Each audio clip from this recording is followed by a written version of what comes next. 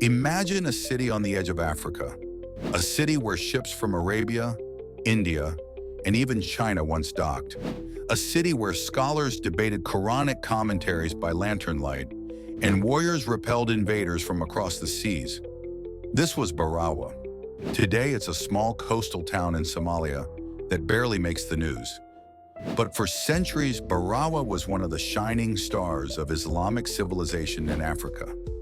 It was a republic, a hub of trade and scholarship, and a city that stood proudly against foreign empires. Yet strangely, almost no one talks about it. So in this video, we're going to uncover the forgotten story of Barawa, how it rose, how it thrived, how it resisted, and why it matters to us today. Stay with me, because this is a story that will take us from East Africa to Arabia, India, and even China. The origins of Barawa. Let's rewind back over 800 years. The coast of East Africa was dotted with thriving Muslim settlements. These weren't just fishing villages. They were cosmopolitan trading hubs, part of what historians call the Swahili coast civilization. And Barawa was one of the most important. Arab and Persian merchants had been sailing across the Indian Ocean for centuries, carried by the monsoon winds. They came to East Africa for ivory, gold, and slaves.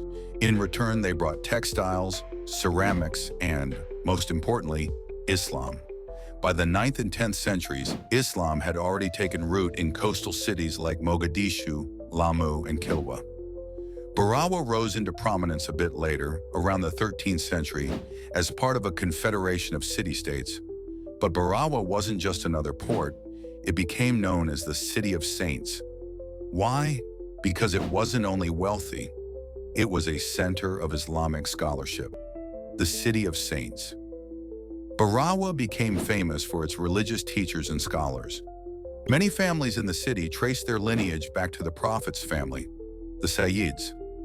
Its mosques were not just places of worship, but centers of learning. Students would travel from far inland, even from modern-day Kenya, Uganda, and Tanzania, just to study in Barawa. One of the most famous scholars associated with Barawa was Sheikh Uwais al-Barawi, a 19th century reformer who led an Islamic revival in East Africa. His movement spread across the region, and his legacy is still remembered today. Think about that. A single city on the far eastern edge of Africa, producing scholars who shaped the entire region's religious identity. But Barawa wasn't living on scholarship alone. It was also a powerful trading hub. The Ocean Highway. Picture this. The Indian Ocean wasn't a barrier, it was a highway. If you were standing in Barawa's port during the 14th century, you'd see ships loading ivory, gold, and frankincense, and unloading fine Chinese porcelain, Persian carpets, and Indian spices. And here's a fascinating fact. Ibn Battuta, the great Muslim traveler, actually visited the Swahili coast in the 14th century.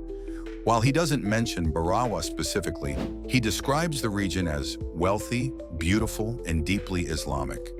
He talks about mosques made of coral stone, bustling markets, and a refined culture. Barawa was very much part of this world. It wasn't just a city of Africans or Arabs, it was a true melting pot. Somali, Arab, Persian, Indian, and even Chinese influences blended here. The language spoken was Swahili, written in Arabic script, laced with words from Arabic, Persian, and later Portuguese. So Barawa wasn't some isolated corner. It was plugged into the global economy of its time.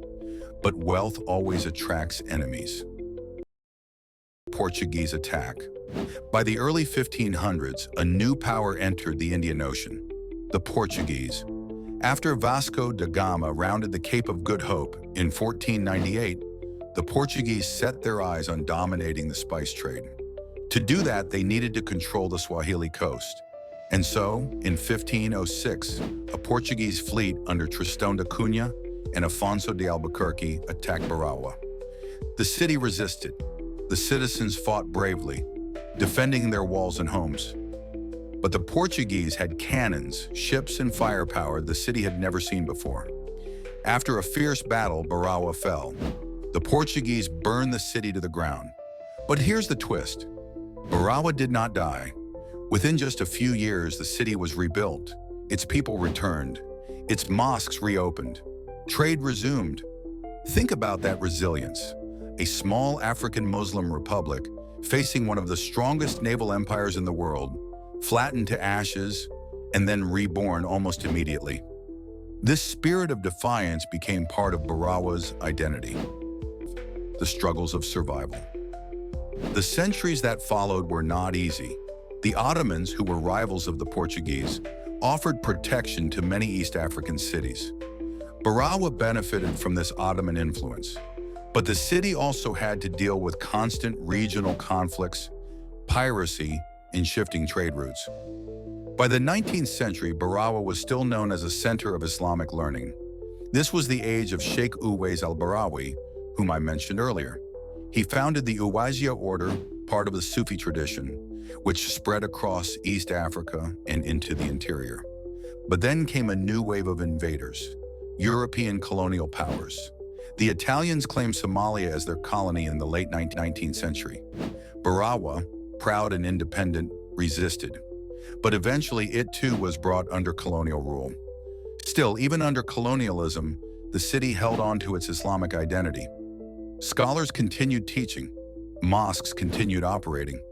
It wasn't a capital, it wasn't a metropolis, but it was still Barawa, the city of saints. Why Barawa matters today? So why should we care about this forgotten city? Because Barawa represents something powerful. That Islamic history is not just Baghdad, Damascus, and Cairo. It's also Mombasa, Lamu, and Barawa. That Africa was not a passive receiver of Islam. It was an active contributor, producing its own scholars, movements, and centers of knowledge. That even small cities can shape civilizations. And perhaps most importantly, Barawa's story is a story of resilience. It was burned down, colonized, and sidelined by history. Yet it kept coming back. Today, Barawa is a modest Somali town, far from its golden days. But its legacy is not gone. Every time someone prays in a mosque built by its scholars, or recites Quran in Swahili, or remembers the story of resistance against the Portuguese, the spirit of Barawa lives on. So next time you think of Islamic history, don't just picture the deserts of Arabia or the palaces of Andalusia. Picture a small city on the Indian Ocean where African Muslims built a republic of trade, learning, and faith. That city was Barawa. And though history books may forget it, we won't. If you enjoyed this journey into forgotten Islamic history, make sure to hit that like button and tell me in the comments, should I cover more of these hidden gems from Africa, Asia, and beyond? Because trust me, there are countless stories like this waiting to be told.